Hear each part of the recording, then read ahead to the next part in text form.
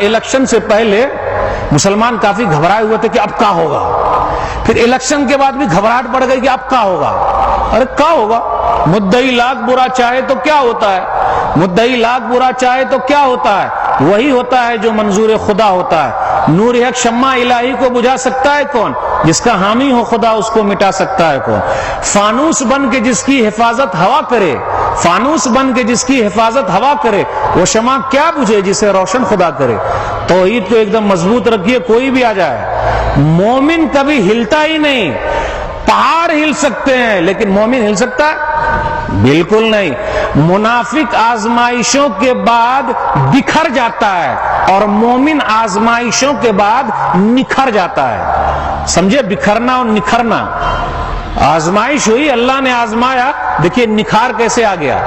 جھیلتے رہتا ہے، جھیلتے رہتا ہے، جھیلتے رہتا ہے، اور اس کی منزل ہے جنت. وہی جا کے وہ سانس لے گا. اس لیے توحید کو ذرا مضبوط کر کے رکھیے گا. یہی سب سے بڑا سرمایہ ہے.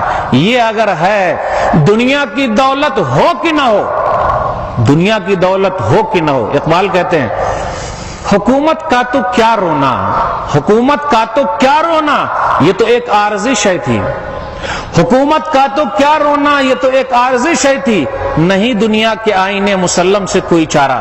1000 سال تک یہاں ہم نے حکومت کی، چلائے. پھر جب عیش کرنے لگے، باغات بنایا، پھر اسی طرح تاج محل بنایا. شاہجہاں بیوی سے بہت محبت کرتے تھے، مسجدیں بھی بنائی الحمدللہ. جہاں بگاڑ کا کام کیا اللہ نے دوسرے کے ہاتھ میں دے دیا. انگریز آئے، انگریزوں نے بھی بگاڑ کا کام کیا تو اللہ نے ایک پارٹی کو تیار کیا، ان کو دے دیا. اب ان کے اندر بھی جب نیت میں کچھ گڑبڑی آ گئی تو اللہ کسی کو بھی دے سکتا ہے، جو ہم اور آپ دیکھ ہی رہے، چاہے وہ چائے بیچنے والا کیوں نہ ہو. اس لیے گھبراہٹ کی کوئی بات نہیں ہے. دنیا اللہ جس کو چائے دے دے. ایک بات یاد رکھیے گا، یہ جملہ اگر یہ جملہ یاد ہے، دنیا اللہ سب کو دے سکتا ہے لیکن آخرت اللہ صرف مومنوں کو دے گا. کتنا بڑا انعام ہے. آخرت اللہ صرف مومن کو دے گا، مومن کے علاوہ کسی کو نہیں دے گا. دنیا اللہ جس کو چاہے دے دے.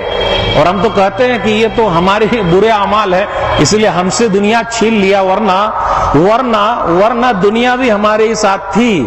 لیکن برے اعمال کا نتیجہ بھگت رہے. اب دعا کرتے رہیں اور عمل بھی کرتے رہیں کہ اللہ وہ دن واپس آ جائے. لیکن حال ہی ہمیشہ افسوس کرتے ہیں. پستی کا کوئی حد سے گزرنا دیکھے، پستی کا کوئی حد سے گزرنا دیکھے، اسلام کا گر کر نہ ابھرنا دیکھے. مانے نہ کبھی کہ مد ہے ہر زجر کے بعد، دریا کا ہمارے جو اترنا دیکھے. یعنی دریا کا پانی جو کم ہو رہا ہے، ایک دن جب دریا کے اندر جوش آئے گا تو پھر دوبارہ اللہ تعالیٰ یہ کر سکتا ہے، اللہ کے ہاتھ میں. لیکن آخرت، مرنے کے بعد کی زندگی، وہاں ان کی نہیں چلے گی چاہے لاکھ ووٹ آ جائے، لاکھ کچھ کر لے، کیونکہ سب سے بڑی چیز ہے وہ ہے توحید.